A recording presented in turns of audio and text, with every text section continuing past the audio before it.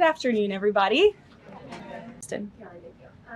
Last week, President Trump announced that he had a productive call with Vladimir Putin. They scheduled a meeting in Hungary.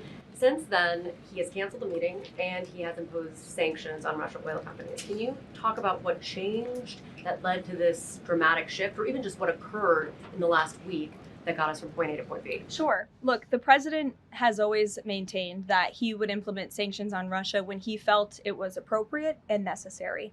And yesterday was that day. I think the president has also long expressed his frustration with Vladimir Putin and, frankly, both sides of this war.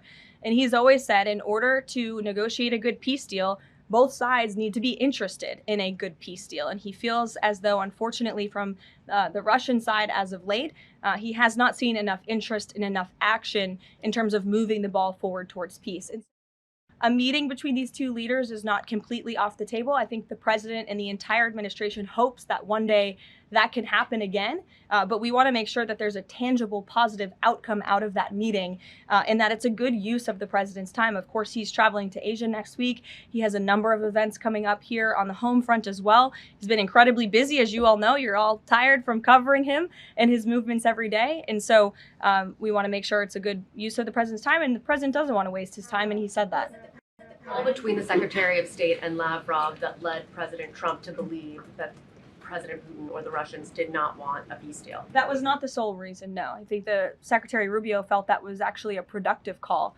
But again, the president wants to make sure that a meeting between himself and President Putin will be a good use of his time. But what exactly led to President Trump not believing, after his call on Thursday, where he said he did think he wanted peace and wanted a peace deal, to believing that Russians were not? Again, the president wants to see action, not just talk. And I think the president is extremely motivated by the success of his peace deal in the Middle East to get things done. And he wants this war to come to an end. He's been saying it now for 9 months being in office, and he's grown increasingly frustrated with the lack of progress from both sides of this war. Mary. Thanks, Caroline. On the Russian sanctions again, how much pressure do you think this sanctioning these two Russian companies actually puts on President Putin? Because the last administration sanctioned 2 other oil companies. So how much amount of pressure is this really? A lot. If you read the sanctions and look at them, they're pretty hefty.